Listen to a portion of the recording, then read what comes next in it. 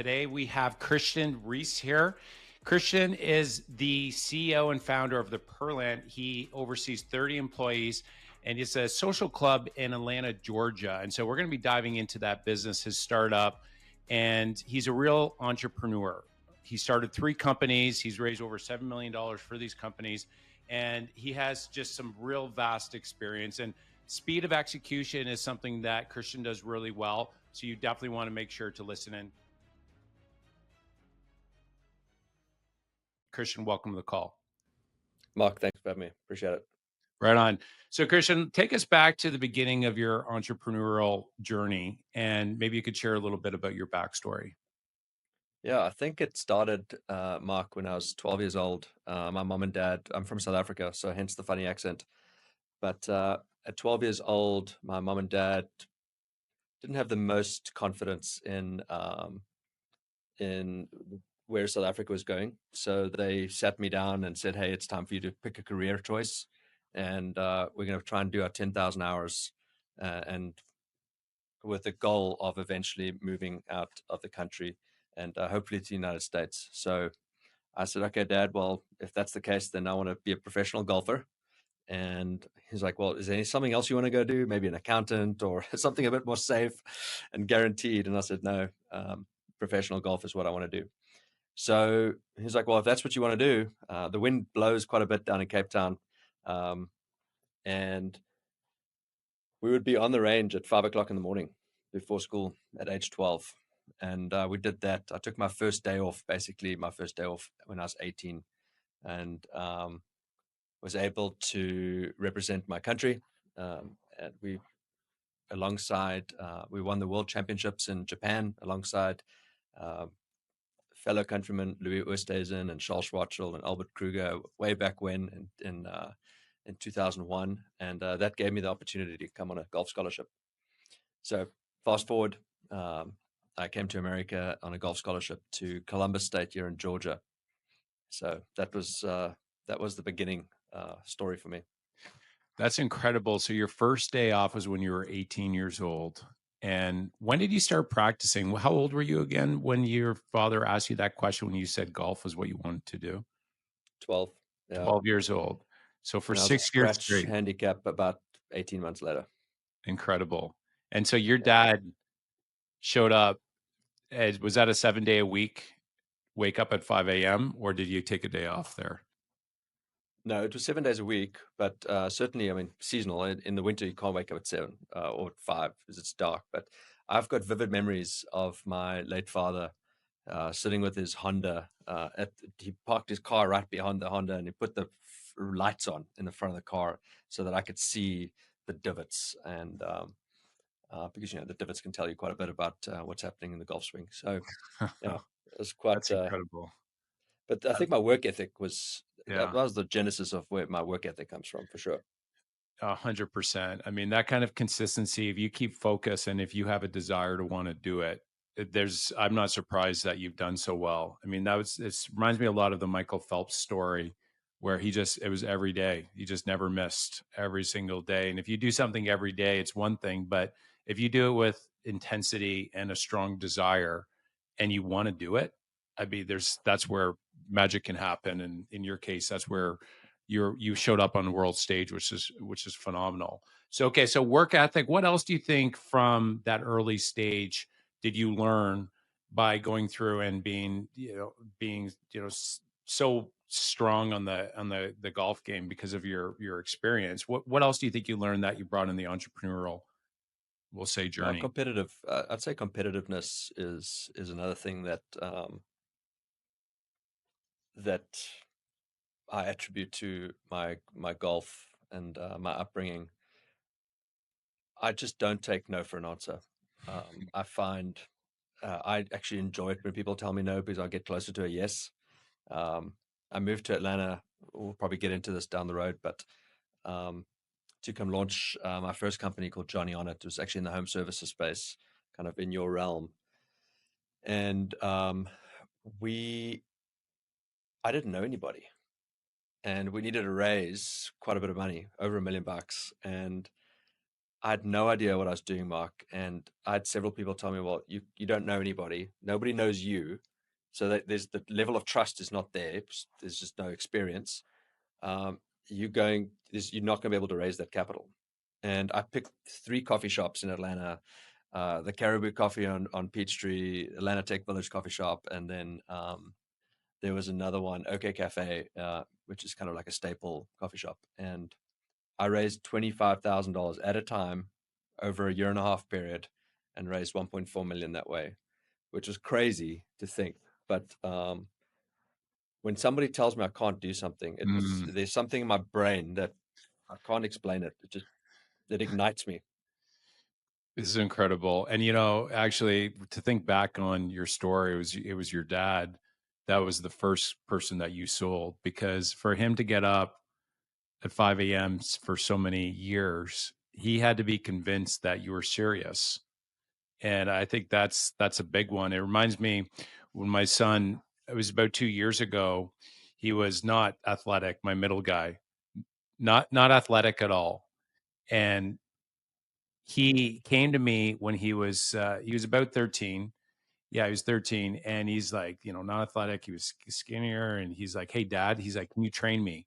I'm like, "Oh, okay." He's like, "No, no, no. Like, can you wake up at like 5 a.m. and train me?" And he had this like desire in his eye. I'm like, "Oh, oh, wait." I noticed something there. There's something different. And I've said this story before on the podcast, but it resonates really well because he sold me that he wanted to do it. Now we did it for 5 months, and then he took it to a whole new level. He ended up going on YouTube, and then he did his own training kind of outside that 5 a.m. time frame. But I think it's like that strong desire is at the starting point of any sort of selling. So going back to the coffee shop, people would have seen that you had a strong desire. There's something different in you, and you're not just, a peddler trying to get money. So take us through $25,000 at a time. You just sit there at the coffee shop. You had an idea. And did you have like a pitch deck? Did you like say, "Hey, come talk to me"? Did you have a sign up? How'd you do that? How'd you raise that kind of money just sitting in a coffee shop? Yeah, so angels flock together, angel investors. So oftentimes, what I did in those instances is I'd pitch you, Mark, for an opportunity that we're building this amazing company, and it's got a lot of legs. We're off to the races. We've got some really good partners. We've got some really good customers, and I'd try and get you to say yes. And if you said yes, I said, "Hey, Mark, thank you. Now that you're a part owner of this company, you also have a responsibility to bring two more leads. And who of your buddies do you want to bring in to this opportunity?" And I would then schedule an introduction get made, and I'd schedule those meetings at either of those three coffee shops. So yeah, it is scheduled coffee meetings, but I did have a pitch deck, and I quickly learned over time that the pitch deck didn't really matter. It is more about the story, and actually having a very articulated story about what you're doing. And yeah, that's how we did it. So I want to And dive. I'll say that as well, Yeah. Mark, in an authentic way. Like, I think you can see a scam artist from a mile away, or Mm, hopefully you can. But yeah. um, I think if you're authentic, it leads to good things. Hmm. Yeah.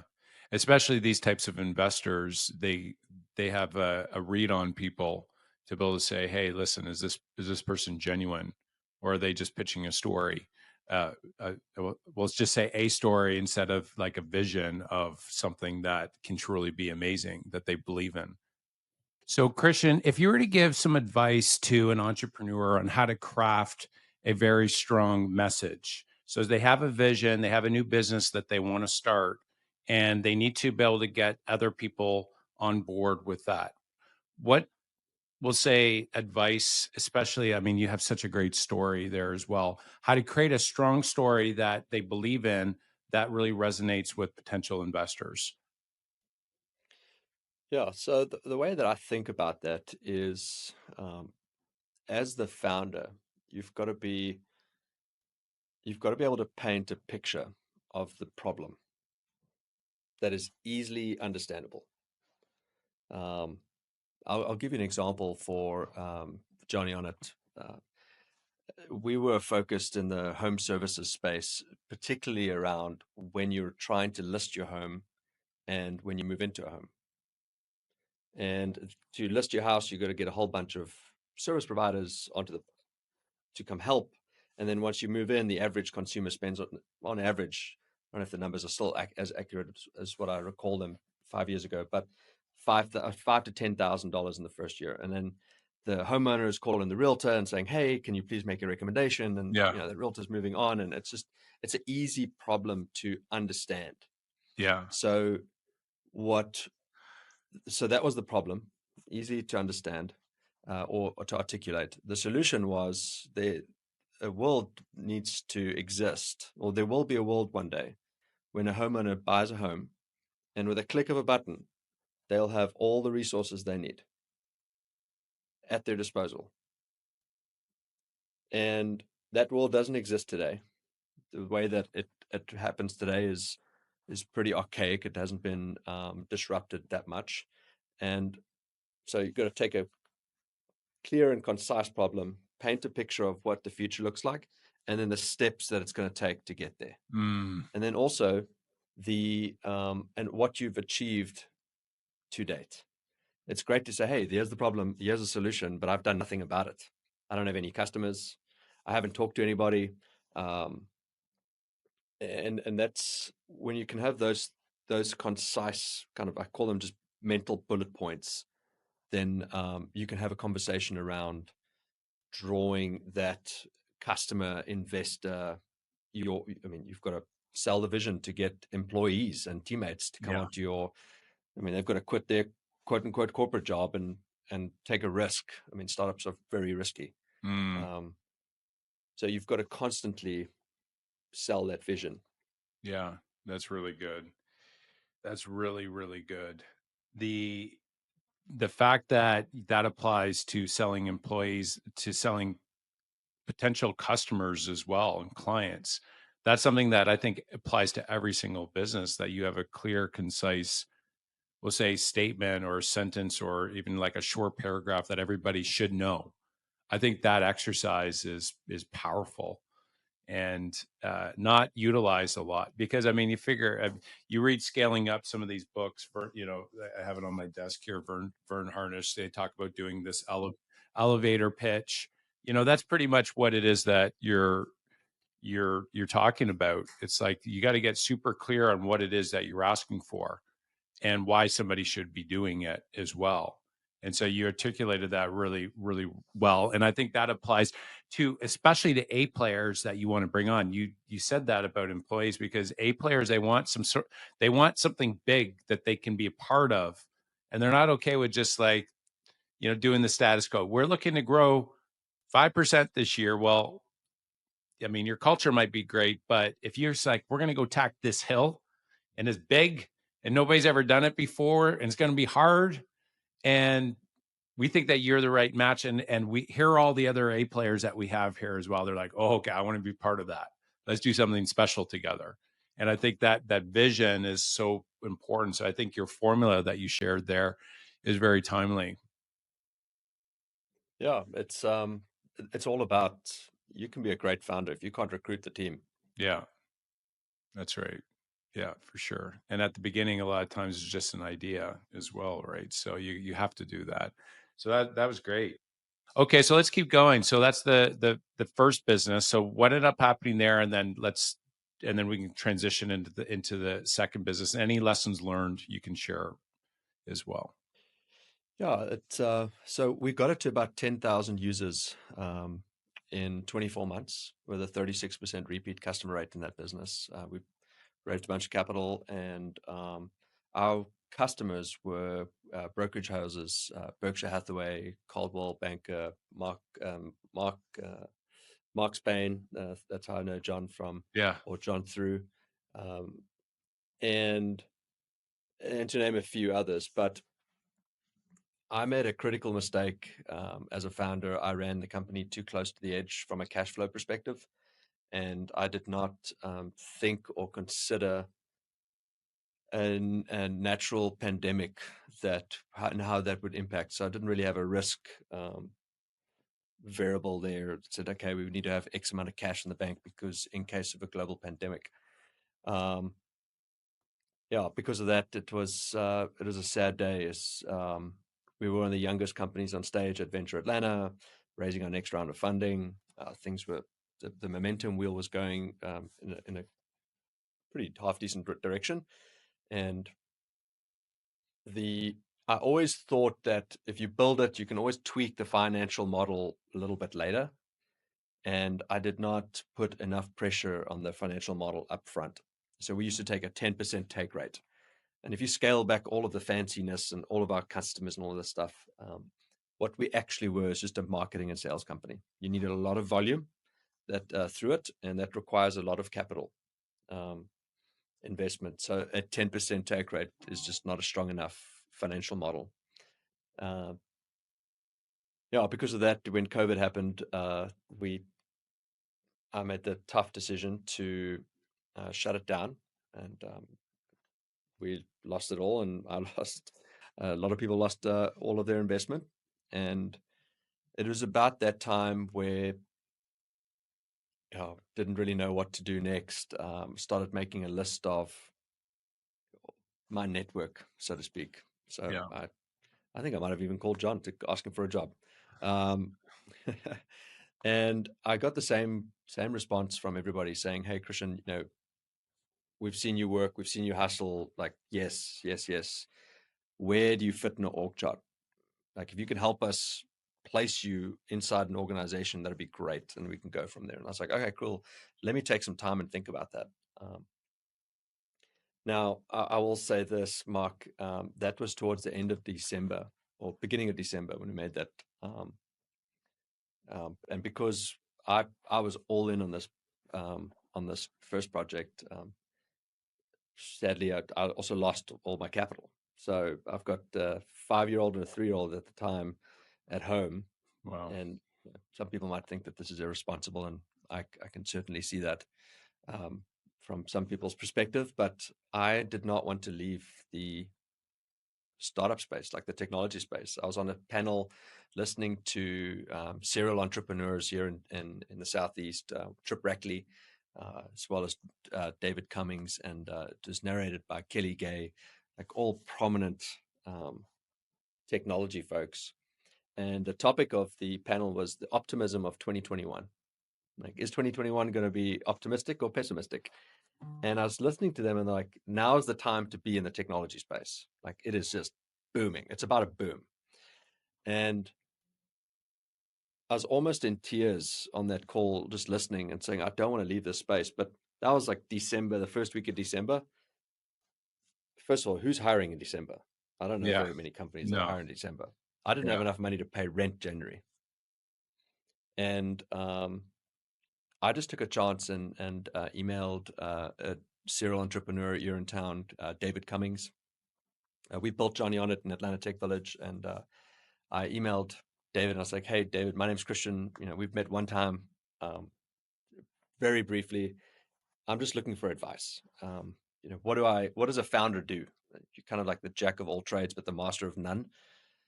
And he responded, and he's like, "Here's my cell phone. Call me today at 4." And I did, and I was just very transparent. I said, "Hey, I made some mistakes. I screwed up, and I should have, thought through things a little bit differently. I've learned a lot, but I need a job. So, do you have any recommendations?" And he said, "I do not." He's like, "You should go into sales, enterprise sales. They do very well." And I was like, "Yeah, that'd be great. Any introduction would be helpful." He's like, "I don't have an introduction for you. Sorry. Best of luck." And that evening, his one of his business partners, a guy by the name of John Birdsong, reached out to me via LinkedIn and said, "Hey, can you come into the office in the morning?" I was like, "Sure." So I drove down into Bucket and sat down at the table, and like, "Hey, we've been watching you for 3 years. We'll back any company you want to start." And I was like, "What are you guys talking about?" I was like, please don't mess with me. My emotions are way too much right now. I've got 2 kids. My children are both my boys are they mean the world to me. And like, no, you start a company, we'll back it. Um, if you wanna join us, we like the way you recruit, we like the way you hustle. And so I went to a few of my mentors and I was like, hey, Atlanta Ventures, David Cummings wants to start a company with me. What do you think? They're like, is he still waiting? And I said, yeah. I told him at end of next week I'd get back to him. Like, don't do that. Call him back and say you're in. And so I did that. And this is some of the kindness that I've experienced through working with their team.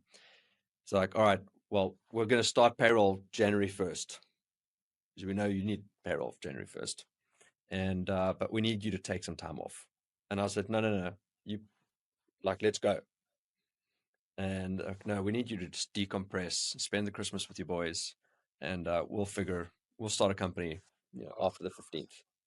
And the kindness that they gave me was just um, was remarkable, and I'll never forget that. So we spun off a version of on our next company called Zito. It was private home management. So the big problem was managing your house, Mark, is really tough for you. And it's Joanna, correct?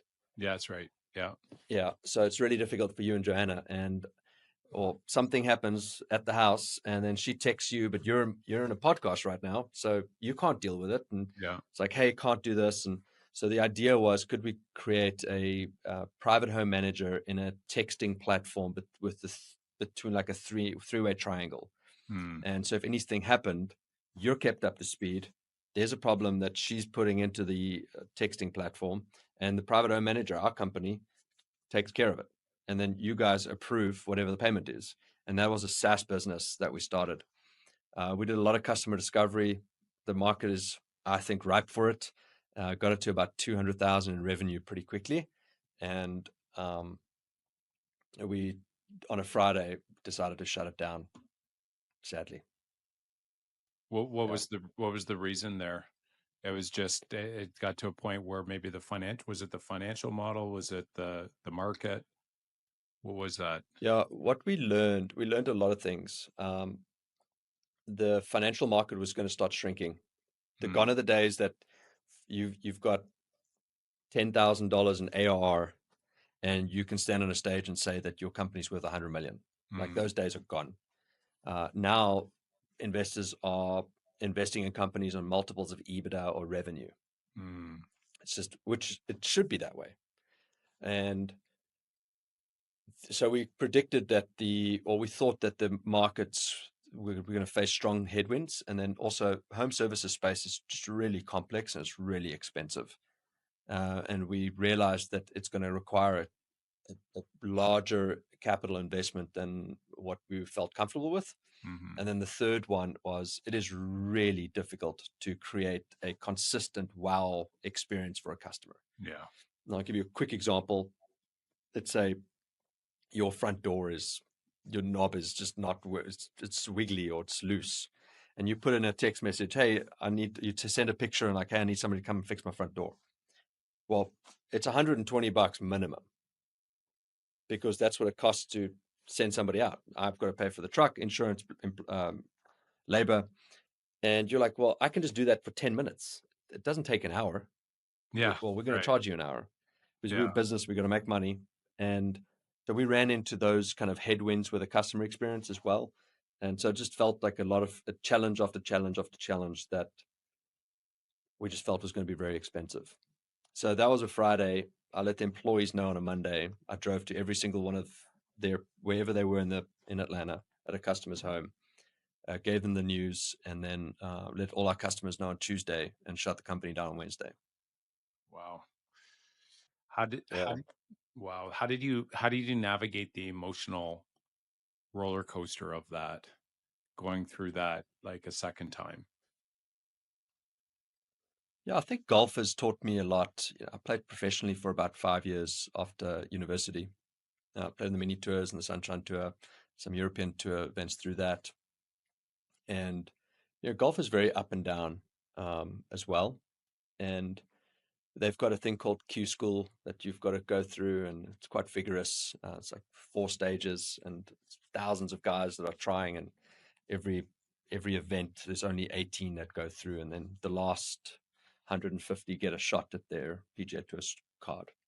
I was able to make it through the first 2 stages pretty easily. It wasn't a problem, and I missed final stage by 2 shots and 4 shots. When you go through those things, you've got to wait another year to get another shot at the PGA Tour. So you've got to go and practice. You've got to go pick yourself up. You've got to, like, you can't sit there and mope, because what's the point? You've got to grind and get better, because next year's coming, and Q School is not cheap. It's probably about $10,000, and you know, if you want to make it on the tour, you've got to go through it. It's the rite of passage. I've got to build a company. I've got to provide for my kids, and so I just picked myself up from the bootstraps and said, "Okay, let's go." All right. Well, you got me intrigued here. So I think you got the listeners intrigued here as well. So let's keep the story going. So what happened then at that point? Yeah. So Atlanta Ventures said, "Hey, listen, yeah, I think you said it earlier when we first hopped on. Like, Christian, we've learned a lot about you. You're a bulldog. Yeah. You'll run through a wall. Would you be open to running through a different wall? Mm, And like, if we can just put you in the right direction, and then you can go, and yeah. you can, like, we just need to channel you correctly." Yeah. And I Yeah. think that's true for just a lot of folks, trying to find their passion. And it's an age old thing, like, what is my passion? Can I find it? And but they did do something that was very, very kind, and they put a time limit on it. They said, "You Mm, got 6 months or you're out. Build a company, find a company that we think would be good, um, and that we all agree on, and that we would like to back, and we'll back you. And if you can't do that, then it is time for you to, probably go get your corporate job, or go, you know, call Mark and ask for a job." So now I've also done this enough now to know that, building these companies, it really, really, really starts in the genesis of customer discovery. Like, you really have to nail that um, the problem. And a lot of entrepreneurs fall so in love with their idea. And I say this to anybody I sit down with that asks for, just some thoughts. I was like, at any given time, there's 100 people in America or the world working on your idea right now. mm, that's good. That's Like, good. you're not that smart. Right. Any idea out Uh, there? There's 100 people out there working on it right now. Correct. And Yeah. look at the population of India. I mean, they are dishing out these technology companies. So Right. the it's all about execution. Mm, Ideas are a dime a dozen, but it's about execution, mm, and doing the customer discovery correctly. So knowing that a proper customer discovery kind of loop or cycle probably takes about 2 months. So I only have three tries at coming up with an idea that is worth anything. David and I were playing golf one day. I was like, "All right, well, you know, what do you think? What do you think I should do?" And he's like, "Well, Biden just passed this $500 billion energy act. Why don't you go and that is probably going to put a lot of solar panel companies in business. Why don't you go build enterprise software to help them manage and scale their businesses?" I was like, "Well, that's really smart. I could go do that." So I flew out to Anaheim, California for the America's largest solar conference, and I was down there for 3 days. And there's some really smart people down there. And I came back with the realization that if there was a problem in the company at 3 o'clock in the morning, I'm not picking up the phone, because I just don't care. There's no passion founder fit. Yeah. So I was like, "Hey guys, it's a good opportunity. There's a lot of legs here. There's no passion founder fit, and I'm I'm not gonna I can't do that. So I'm gonna start with the next idea." Uh, the next idea was more around the security space. I mean, we've got hundreds of ideas. Again, ideas are a dime a dozen. Put a bunch of people around a cheese board with a glass of wine and tell them to bring you their three biggest problems that they're facing in their life right now. You got 10 people, you got 30 ideas right there just from one event. But the security business was kind of interesting to us. America is very reactive when it comes to security, meaning something happens and then you react. Right. Whereas in other countries, namely South Africa, funny enough, we're one of the leading countries when it comes to proactive security. Mm. We've got artificial built inside these cameras that can spot somebody from 200 feet away. And by the posture that they're walking and by the clothes that they're wearing, whatever the case might be, the algorithms can kind of predict that there's a 30% chance of this person being a bad person or something like that. There's Wow. danger. And I thought that that was pretty interesting. So I started doing customer discovery here in Atlanta. If this existed, like, tell me about your problems. Like, crime is kind of on the rise. It's always been on the rise. The average wait time here in Atlanta for 911, I believe, 14 minutes, which is ridiculous. And started getting a little bit more excited about this. Went down to South Africa, wiggled my way into about 10 meetings with CEOs and founders of security companies and interviewed them and tried to understand how they thought about the solution and could we kind of bring that back here in some sort of solution mix with what the market would handle here. It was at that time, Mark, where I called my mom one day. I was just super frustrated because, the ups and downs of building your own business. It's a roller coaster. And I said, Mom, if I wasn't a professional golfer, what do you think I would have done? And she's like, "Oh, honey, that's so easy." I was like, "Oh, really? Please enlighten me." She's like, "You would have been a wine farmer." I was like, "You know what? You would have. You're right. I would have been a wine farmer. If I wasn't in the golf course back home, I was on the wine farms. I just love it. It's Mm. so relaxing. It's out in nature. Um, People are generally happy on wine farms. It's dirty. It's farming. You got the big dogs." And I was like, "Yeah." And she's like, "Hey, you should. Have you committed to you've been talking about taking your sommelier level 1 exam.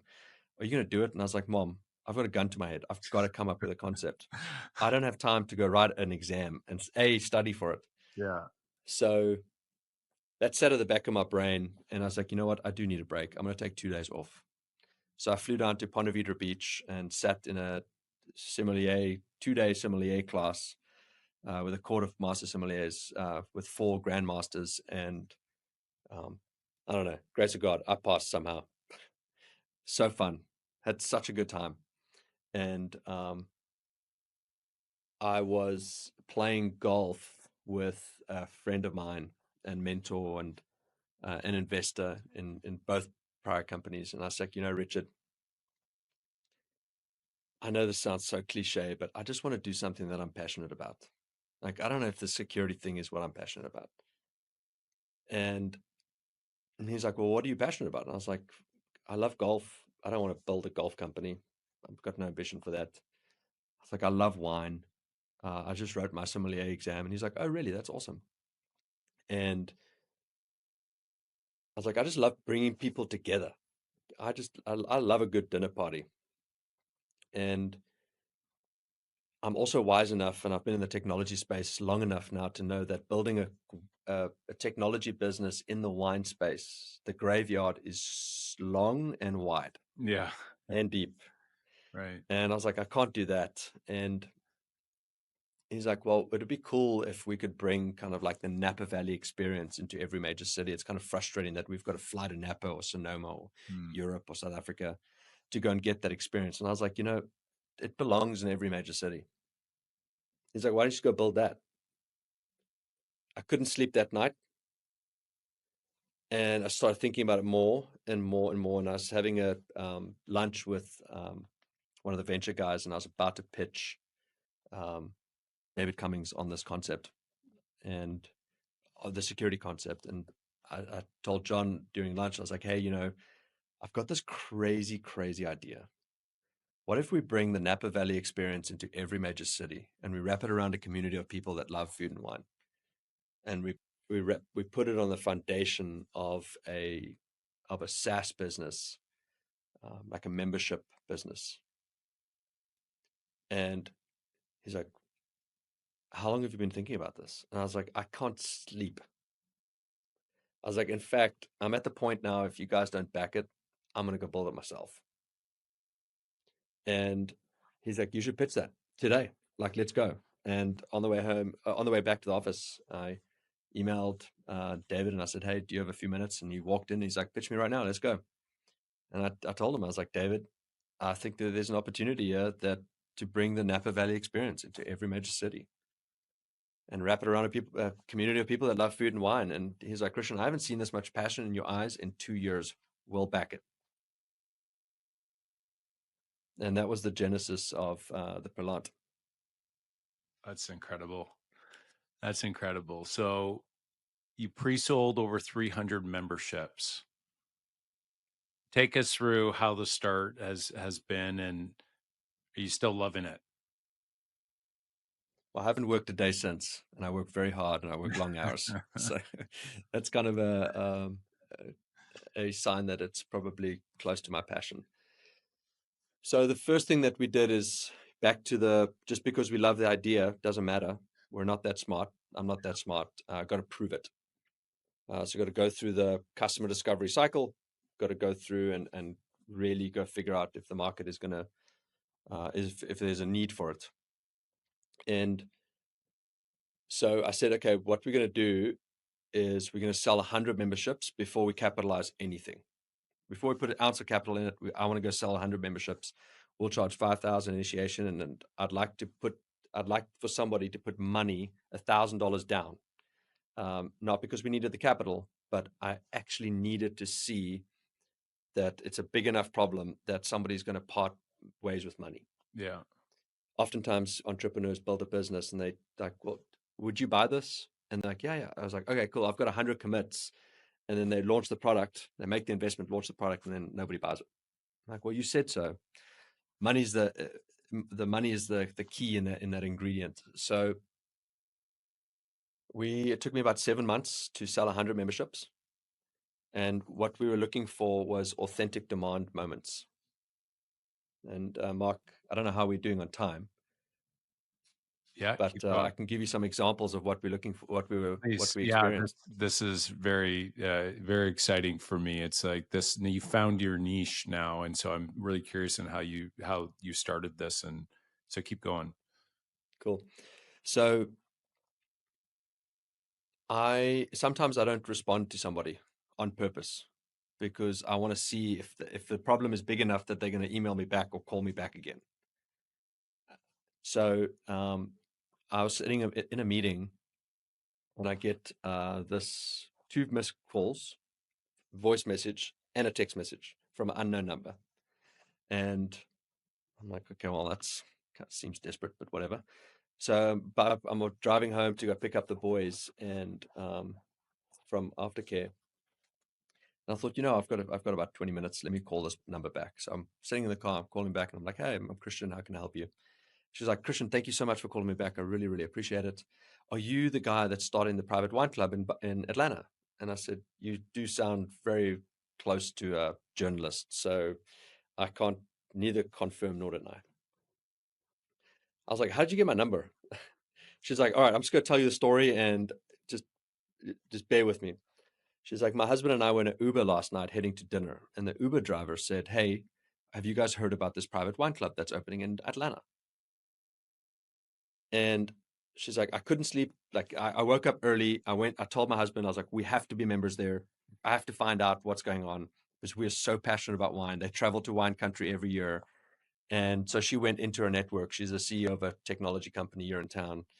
Went into her network, somehow got connected to my personal cell phone number, and then blew it up to try and find information. And I said, okay, cool. Well, let me interview you, go through the process.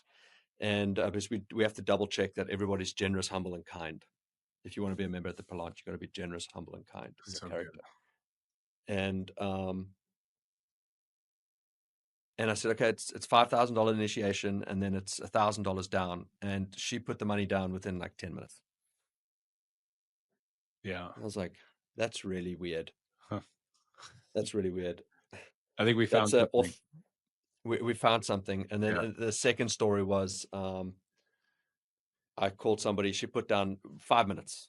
This lady put down $1,000, and I called her back and I was like, "Hey, sorry to bother you again, but I've got to ask you just a personal, like, direct question. What is the hidden motivation for why you are joining? Like, what am I not seeing that you've not mentioned?" And she said, "Christian, I'm a partner at a prominent legal firm here in Atlanta. Most of the partners are male. They have all these private country clubs. They host their clients at the country clubs, on the golf course, in the men's grill." She's like, "I don't have that. I've got clients coming in from Hong Kong, New York, Melbourne, London, wherever, and I've got to find a restaurant with a private room. I'd like to have a place that I can call my own home, Mm, some place that I'm proud of, and that I can bring my own clients to." I said, "Wow, okay, we've got something here." wow. And that was another authentic demand moment. And then we just went all in. That's incredible. So, how long ago was that, and where are you at today? Yeah, so that was 2.5 years ago. We started the project.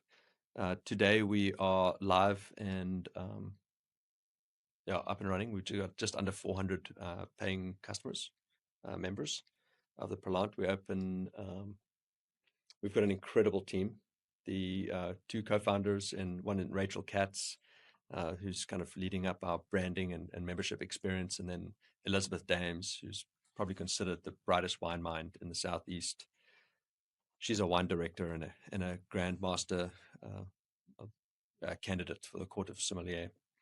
And then, yeah, Cherie is our chief operating officer to help us get the train to the station on time.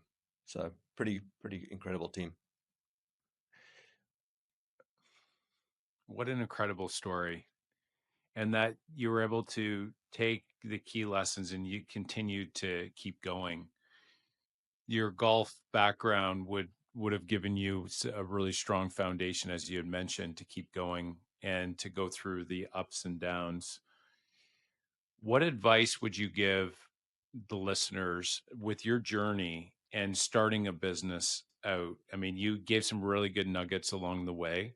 What other piece of advice would you perhaps share that would help them maybe save some of the heartache? Although I think probably the heartache that you went through is actually it's built your character into who you are today, which is it's it was a gift, right? You made it a gift. I think a lot of people would use that as a reason to give up, and then the rest of their life they'd be in decline. But you use it to as a we'll say as a gift.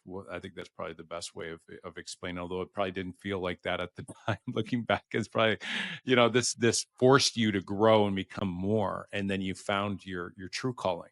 Right? You can imagine your first business, if it would have taken off, maybe that would have led you down a life that you're not truly passionate about, right? But you now have your passion. So perhaps you can share some more insights to maybe save some of that heartache, although some heartache I still think is good for them. But anything you can share for the listeners? Yeah, I mean, those are kind words. Thanks, Mark. You've got to surround yourself with the right group of people. I say this all the time. This is an old age saying, but rising tide lifts all ships. And so if you surround yourself with positive people, um, it starts your day on a positive note. Also surround yourself with folks. Make sure that some of the folks in that camp are realists, Mm, because us dreamers are. That's what we are. We're dreamers. We're dreamers. I can close my eyes. Like, we're building the plant. We're opening 5 more locations in the next 5 years. Like, yeah, that's where we're going. Like, my brain's already there. yeah, I can see it. yeah. And and but having somebody that can ground you in reality is important. The but the steps along the way are, if you can stay as scrappy as you can, that's a good thing. Do you know what the average age is of an entrepreneur that actually makes it? Okay, we'll say 45. It is 45. Okay. Oh, that Yeah. was yeah. I figure based Yeah. on where you're going with it, it was probably a later age, although I think for most when you think about it, you would think that it'd be a lot earlier than that, but 45, that's wow. Well, you see like a Mark Zuckerberg, and he started his company when he was younger, and like that is a complete outlier. But you've got to go through the amount of companies or entrepreneurs or founders that make it on the first go is very, very few. So you've got to go through, if you've got that mindset of like, okay, cool, let me take some learnings along the way and let me apply it. This is a journey. I'm a serial entrepreneur. I love it. But it's part of my journey. This is not, I'm just building it and then it's one and done. I'm learning. I'm currently learning. This week I've learned some stuff. I'm learning every day, and I'll apply that as we grow and scale. And so that the reason I'm bringing that up is like having the mindset of saying, okay, cool, this is a marathon. This is not a sprint. Um, and when I say stay scrappy, it's I see this a lot. But if you look at the kids these days, they're graduating university and they taking jobs with Deloitte and KPMG and all these prominent firms, and they're walking into salaries of 140 to 160,000 as first year salaries, which is wild. Well, what do you do with that money? You Mm, live at that level of income. right. When you build a company, you've got to live down in the scraps, and you've got to get used to the scraps, because as soon as you start tasting what that salary feels like, it's really difficult mentally to make that jump and say, okay, I'm going to resign. I'm going to go start my own company, because you've got to sacrifice a ton. And yeah, so that's, when I think about it often, is like I've come from nothing. I still, you know, live underneath my means, and it's a fight. This company is very, very early. Um, we're very excited about it. Everybody's very excited about it. We're off to the races, but we've still got to work hard, and me personally stay scrappy. And yeah, I think as soon as you start believing that you're amazing, that's the day that you start digging your grave. For sure. Yeah. Hubris of success, Jim Collins talks about in his book, Good to Great. What an incredible story. Wow. And that's really good context and insight as well for the listeners that maybe haven't started something. That 45 years old is like, that's, you might be 40 and you're like, oh, I missed my window. But I mean, you see, even a guy like Colonel Sanders back in the day, he started Kentucky Fried Chicken. I think he was like in his mid 60s, I think, when he started. And he blew it up. And he just had a recipe, and he was extremely persistent. If you don't know the story, you should Google it. It's pretty inspiring. But it's never too late to get going, and you just got to really find your suggestion early. It's like find a problem that's a real problem, and then it's about the execution, and then surrounding yourself with the right people as well. uh, Now, you would be hanging around with a lot of affluent members, and so you've also seen as well what an investment actually looks like when you start, and making sure you're getting a return. What advice would you give the listeners on, say, investing their money? So say they are an entrepreneur and they have an extra dollar to invest today. Is there any sort of investment advice or insight that you can share with your listeners? Yeah, it's we can take this conversation in many ways, but if you're a first time investor, um, investing is really hard. What is the cliche? Like 97% of startups fail. So what makes you so smart that you're going to pick the right one right out the Mm, gate? mm. You're talking Um, about when you're investing in a startup, you mean? Correct. Yeah, Yeah. got it. It's more so, is the founder that you are, business idea, great, all of that jazz. The average startup kind of pivots 8 times before it finds product market fit. Mm, That each of those pivots are really hard to do, Yeah. and it's really hard to execute each of those 8 things, and that's where most people quit. So backing the right person is Mm. probably the most important when you're trying to figure out where am I going to put capital behind. And so that's the first thing that I think about. The second thing I think about is, and I kind of say this all the time, but if it's a first time founder, I'll I'd love to invest and put capital behind that person because so many people have done that for me, have given me an opportunity. But in my mind, I'm gonna think about it as a donation Okay. Yeah, because a first time founder doesn't know what they don't know, that's right. and hopefully they can. It's about the team and it's about the resilience factors, that and the story of, like, why would they be the ones that are going to make this product a success? What about them? Why would they be the catalyst as a Mm. character? What inside them? What's the driving force that when things get really hard, that they're going to shine? Mm. Um, Second time founders are a lot wiser, because a little bit more wise, because they've learned from their mistakes. So thinking through again, founder, what is their story? What are challenges have they overcome? What is their learning curve or their learning journey? What does that look like? And also, can you contribute to the business? Mm. Um, Passive income is useless. Passive income, passive investment is kind of useless for the founder, other than its capital. But if you can grab and surround yourself with investors that are smart, if let's say I go start a company in the real estate space, and I come to you, Mark, and I say, hey, here's the problem, here's what the future looks like, here are the steps that I want to take to get there, here's the team. Would you be willing to put 100,000 in? Well, Mark, I don't actually just want your 100,000. I want your knowledge. I want your connections. I want you to be able to open doors Yeah. and also close doors. Like, hey, Christian, the route you're going, that is not, from my experience, Mark Farris's experience of 20 years, 30 years, that is just, it's a dead end. Well, you've just saved us hundreds of thousands of dollars of potential mistakes. So utilizing your investors as sounding boards, and not just money, because it, you need. I would argue that the advice is worth more than the money. Yeah. Such great insight. Very good. Wow. I could have this I could have lots more. I'd have lots more questions, and we could talk for hours and hours on all the other items in regards to your delivery and your customer service. But maybe we'll save that for a part two another day. You ready for the rapid fire part of the talk? Let's do it. All right. So first question is which book has had the biggest impact on your business or wealth creation? The Bible. The Bible. Awesome.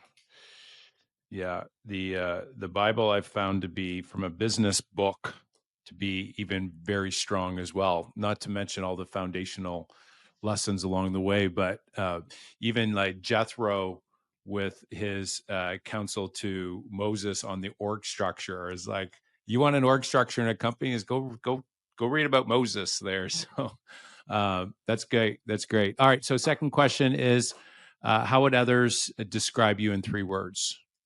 Generous, humble, and kind. Mm, so good.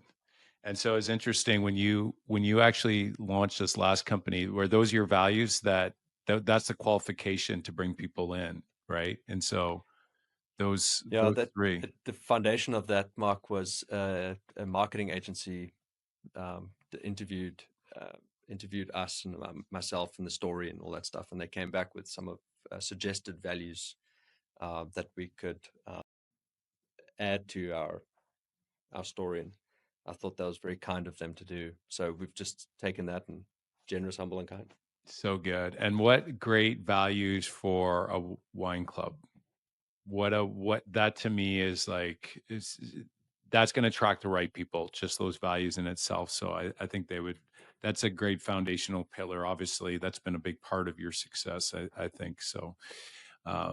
Very cool. All right. And last question, what final advice would you give the listeners out there that maybe they're looking to start their business, or they're in business right now, maybe they're struggling, and any sort of last pieces of advice that you'd like to share? Sitting in peace and really thinking through, is this business working? And having that honest conversation with yourself and then pulling the plug is sometimes a very good thing to do. Everybody thinks of building a business. There's a cliche of, you see those photographs of the guy or the lady with the boulder on their shoulder, Yeah. pushing it up the mountain. We talked about this at the beginning of the call. There is another way to build a business, and that is standing on top of a mountain with a pebble, and you just let the pebble roll out of your hand and it just goes down. Mhm. Natural gravity. And as gravity is pulling it down the mountain, it's catching momentum and it's growing and it's getting bigger and bigger and bigger. And your job as a founder is to keep it in the guardrails as this pebble is becoming a stone, as it's becoming into a boulder. There's two different ways to build a company: on top of the mountain or at the bottom of the mountain. I've had the experience now with the Perlant. It's a lot more fun. Same challenges, you face both challenges, but it's a lot more fun in the second. So pulling the plug quickly if it's not working, having an honest conversation, and then starting. You know, just start. Mm. Somebody said this to me. I'll end kind of into this. I was moaning when I built my forget what I was building, but I was moaning it. I had to do like 10 things. And this gentleman said to me, he's like, Christian, starting a company is like building, it's like 1,000, it's like a to-do list that's 1,000 bullets long. Yeah. He's like, most people quit by the time they get to 9. Mm. He's like, it's 1,000. It's 1,000. It's 1,000. So having that mindset of like, just start, like, Yeah. just start, go do your customer discovery, start. You don't have to quit your job. You can do it on the side, and try and find your mountain that you can roll that pebble down. Oh, so good. Oh man, that's so good. So how maybe the listeners, if they're flying down, or maybe they're moving to Atlanta, and they want to come experience this amazing business that you launch, what's the best way they can reach out and find out more?